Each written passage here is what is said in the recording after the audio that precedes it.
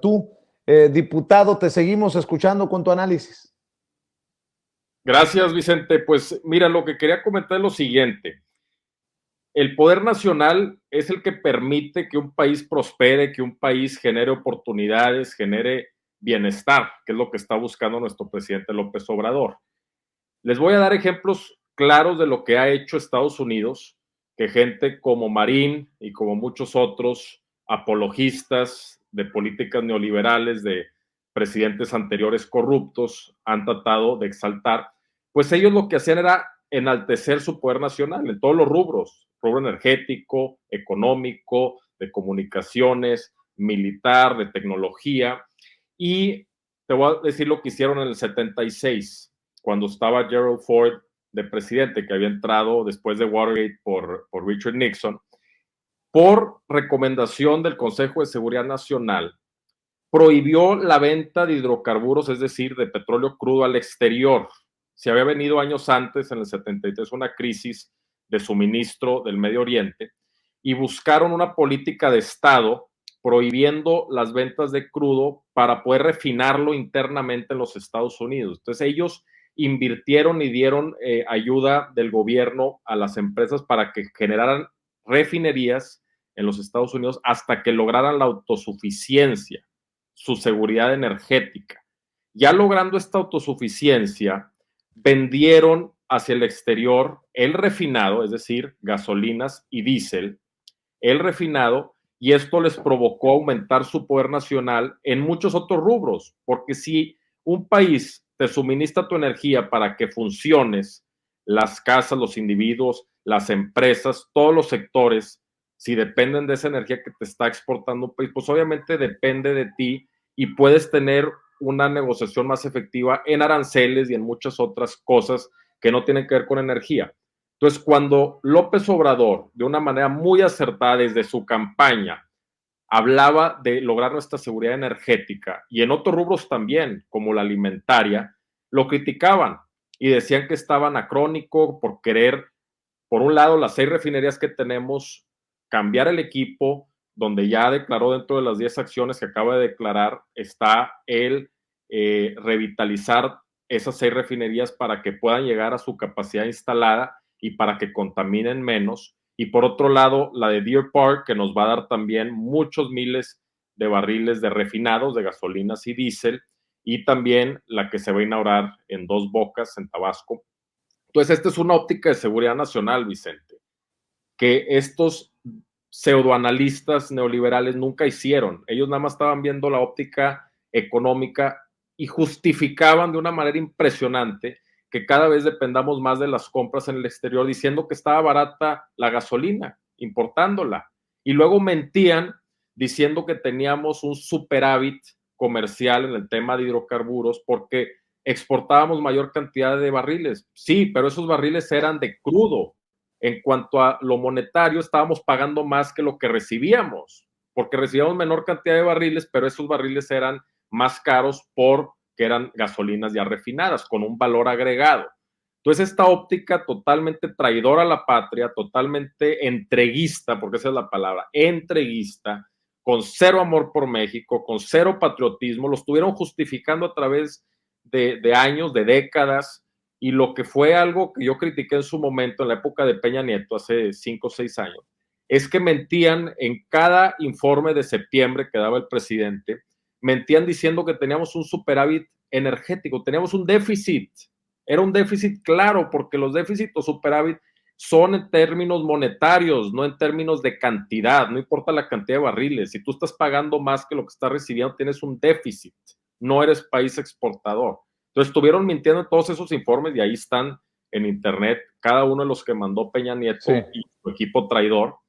Y pues obviamente tenemos que seguir este camino que está marcando el presidente de la República. Y les doy otro dato, porque otra cosa que ha dicho, nada más para cerrar, nuestro presidente es la seguridad alimentaria, que tiene que ver con la seguridad nacional.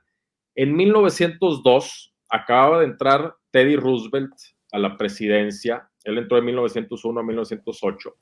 Los Estados Unidos, ahí les va, exportaban el 97% de su producción agrícola y ganadera. Le daban de comer a Europa, le daban de comer a América Latina, y el 3% era para el consumo interno. Entonces eran autosuficientes desde ese momento, hace 120 años, eran autosuficientes para su consumo interno de alimentos, pero estaban exportándole y dándole con otros países. Y de ahí se detonó su economía, se detonó su poderío naval, su poderío militar, y obviamente ya después pues llegó la Primera Guerra Mundial, la Segunda, y lograron una prosperidad que ya todos conocemos. Pero esa es una óptica de Estado, es una óptica de cómo fortalecer a tu país, que tiene nuestro presidente López Obrador, y que estos traidores que gobernaron por 30 años, 36 años para ser exacto, nunca vieron y nunca quisieron ver. Entonces, vamos por el camino correcto, tenemos que seguir impulsando nuestra autosuficiencia energética, alimentaria, porque tenemos el potencial. Ya quisieran Japón, Alemania, Suecia, Dinamarca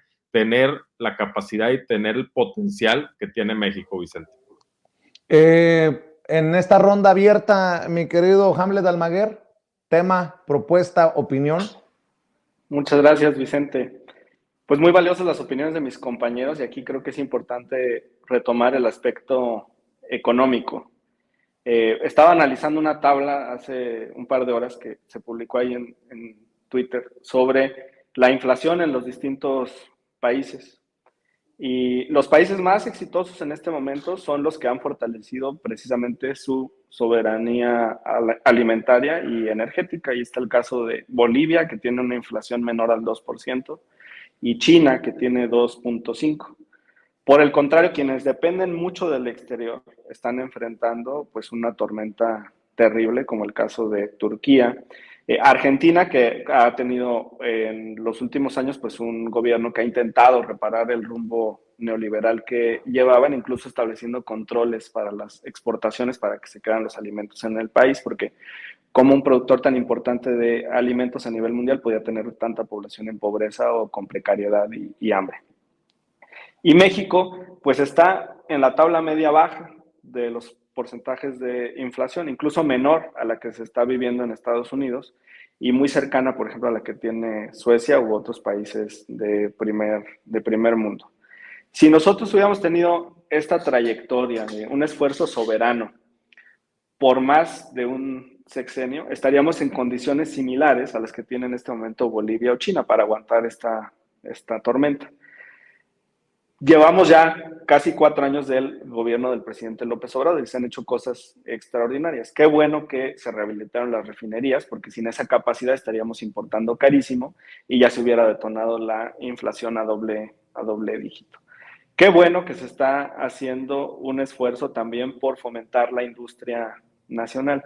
Los neoliberales abusan de una doctrina marginalista en la que lo único que les importa, como decía mi compañero Mauricio, es lo que está barato, pero no ven en el largo plazo, ni tampoco se fijan en la derrama interna que hay por los grandes proyectos de infraestructura. ¿Cuántas familias, cuántas personas van a poder trabajar y vivir con bienestar a partir de la construcción de la refinería de Dos Bocas, o cuántas la están haciendo ya con la reconfiguración de las otras refinerías, del aeropuerto de Santa Lucía, de la construcción del canal interoceánico en el sur del país, las grandes obras de infraestructura que se están haciendo a lo largo y ancho de la República? En el caso de Jalisco, el gobierno del estado no podría haber realizado solo la obra de la línea 4 del tren ligero. Es hasta que el presidente de la República decide apoyar esta obra cuando ya por fin se puede anunciar que va hacia adelante. Entonces es una mezcla extraordinaria de impulso a la infraestructura nacional, de defensa de la soberanía energética y alimentaria. Y eso es lo que nos permite en medio de toda esta tormenta tener cierta estabilidad, Vicente, así es que vamos por muy, muy buen rumbo. Así es, déjenme poner este tema sobre